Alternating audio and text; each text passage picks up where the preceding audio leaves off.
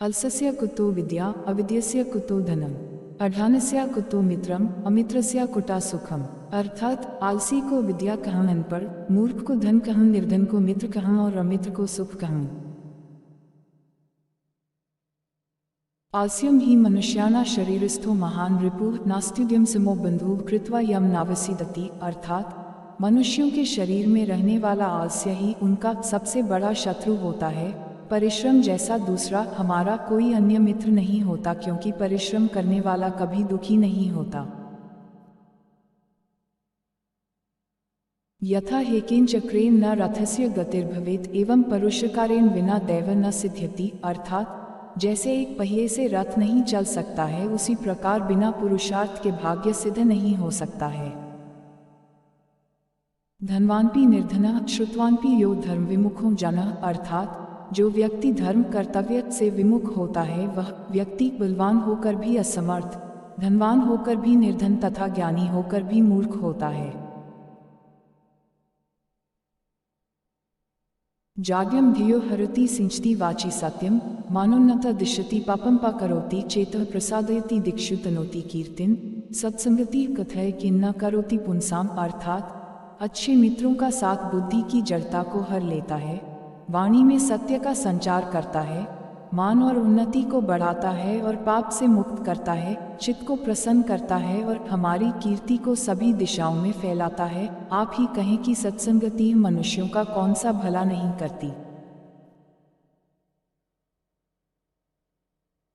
चंदन शीतलम लोकय चंदनात्पि चंद्रमा चंद्रचंदनयों मध्ये शीतला साधु संगति।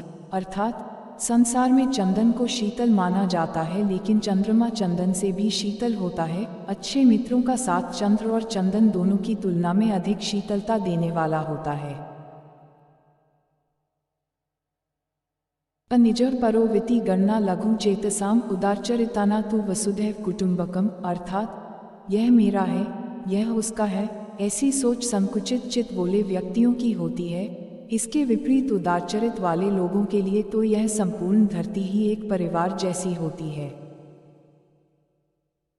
अष्टादश पुराणेषु व्यासस्य वचनद्वयं परोपकारः पुण्याय पापाय पठिन। अर्थात महर्षि वेदव्यास जी ने 18 पुराणों में 2 विशिष्ट बातें कही हैं। पहली परोपकार करना पुण्य होता है और दूसरी पाप का अर्थ होता है दूसरों को दुख देना। श्रोत्रम श्रुतिनेव न कुंडलेन दानेन पानेन तु कनकनेन विभाति काया करुणा प्रणा परोपकारन तु चंदनेन। अर्थात कानों की शोभा कुंडलों से नहीं अपितु ज्ञान की बातें सुनने से होती है। हाथ दान करने से सुशोभित होते हैं, न कि कनकनों से। दयालु सज्जन व्यक्तियों का शरीर चंदन से नहीं बल्कि दूसरों का हित करने से शोभा पाता है।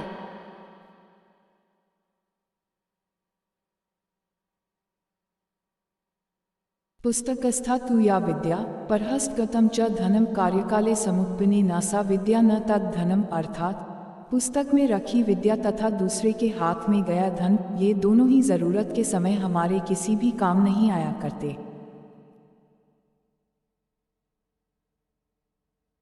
विद्या मित्रम प्रवासेषु भार्या मित्रम गृहेषु च व्याधितस्योष्टम मित्रम धर्म मित्रम मृत्स्य च। अर्थात ज्ञान यात्रा में, पत्नी घर में, औषध रोगी का तथा धर्म मृतक का सबसे बड़ा मित्र होता है।